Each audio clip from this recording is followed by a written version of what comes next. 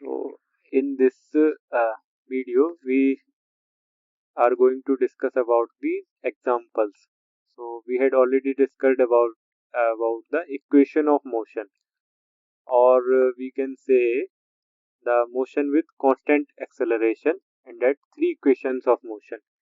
So now this example, a particle starts with an initial velocity 2.5 meter per second along the positive x direction, and it accelerates uniformly at the rate of 0.50 meter per second square. Find the distance traveled by it in the first 2 seconds. Then how much time does it take to reach the velocity 7.5 meter per second? Now how much distance will it cover in reaching the velocity of 7.5 metre पर second? Now देखना ये है कि इसमें क्या दे रखा है, first 2 second मतलब टाइम दे रखा है, और हम लोग के पास है कि इनिशियल वेलोसिटी यानी u है, और क्या है, एक्सेलरेशन है यानी a है। तो आप देख लो, टाइम है, u है और a है, तो सेकंड इक्वेशन ऑफ मोशन होती है ना, x equal to u t plus half a t square. अब देखो यहाँ देखो, u क्या है, मतलब इनिशियल वेलोसिटी जो कि है 2.5 मीटर पर सेकेंड, एक्सेलरेशन जो है a 0.50 मीटर पर सेकेंड स्क्वायर, t इसमें क्या दे रखा है, फर्स्ट 2 सेकेंड मतलब 2 सेकेंड हो गया। तो x इसमें वैल्यू पुट करो, 2.5 into 2 plus half into 0.50 into 2 का स्क्वायर, जो कि बैठेगा लगभग 6 मीटर के अराउंड।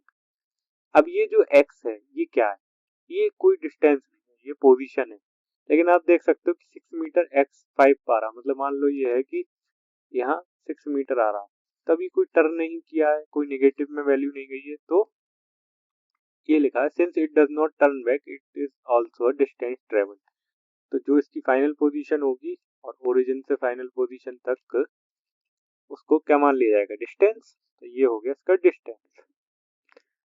अब ये हो गया इसका फर्स्ट पार्ट कि फर्स्ट 2 सेकंड में इसका कितना डिस्टेंस ट्रेवल किया, जो कि 6 मीटर बैठा। अब हम लोग बात करते हैं कि जो फाइनल वेलोसिटी इसकी कितनी दे रखी है, 7.5 मीटर पर सेकंड, जो पहुंचने में से कितना समय लगेगा। देन थर्ड इज कि जो फाइनल वेलोसिटी है वो पहुंचने में इसे कितना डिस्टेंस लगेगा। तो अब देखना ये है कि देखो, हमें क्या है, फाइनल वेलोसिटी दे रखी है, इनिशियल वेलोसिटी हमारे पास है, और हमें क्या देखना है कि निकालना क्या है, टाइम, कि इतनी फाइनल वेलोसिटी पहुंचने तक इसके पास टाइम कितना लगेगा, और हमारे पास एक्सेलरेशन भी दे रखा है। पुट करो, final velocity 7.5 metre per second, initial velocity 2.5 metre per second plus 0.50 metre per second square into time. अब टाइम है ही, तो ये इधर पहुंचाओ, 7.5 माइनस 2.5, ये जो है ये प्लस में, तो ये इधर माइनस में जाएगा, ये आएगा डिवाइड में, तो ये नीचे आ गया। वैल्यू कितनी आई, t इक्वल टू 10 सेकेंड, करके देखना एक बार। देन आएगा, अब हम लोग को डिस्टेंस निकालना है, जो ये final velocity 7.5 metre per second पहुंचने में इसे कितना समय लगेगा, वो कितना डिस्टेंस लगेगा। तो इसमें लगेगी ये वाली इक्वेशन ऑफ मोशन, जो कि थर्ड इक्वेशन ऑफ मोशन। ये कौन सी थी, फर्स्ट इक्वेशन ऑफ मोशन। तो अभी जो थर्ड है इसमें वैल्यू पुट कर दो। फाइनल क्या है 7.5, इनिशियल क्या है 2.5 metre per second square, 2 into acceleration 0.50 metre per second square into x. तो क्या बैठेगा, ये बैठेगा, इसमें से इसे माइनस करोगे, ये दोनों वैल्यू आएगी डिवाइड में, आएगा 50 metre, that's the answer. Now we come to one more example, that is a particle having initial velocity u. Okay, this is what is written u. एक मिनट रुकना है, u moves लिखा है, moves with a constant acceleration a for a time t। तो इसमें क्या है कि एक पार्टिकल है जो इनिशियल वेलोसिटी u है, मूव कर रहा है constant acceleration a for time t, मतलब t समय के लिए। तो डिस्प्लेसमेंट पता करना पार्टिकल का लास्ट 1 सेकंड के अंदर, और फिर इसमें ये वैल्यू पुट करके इवेल्युएट करना। तो हम लोग क्या देख रहे हैं कि एक पार्टिकल है जो इनिशियल वेलोसिटी से मतलब ये है u और मूव कर रहा है constant acceleration for time t। ठीक है, तो अब हम लोग देखते हैं कि पोजीशन, पहले हम लोग पोजीशन निकालते हैं जो कि हम लोग निकालेंगे सेकंड इक्वेशन ऑफ मोशन से एट टाइम t। टाइम को हम लोग मान लेते हैं फाइनल टाइम। ठीक है, इनिशियल टाइम तो तुम्हें पता है मोस्टली ओरिजिन पे 0 होगा।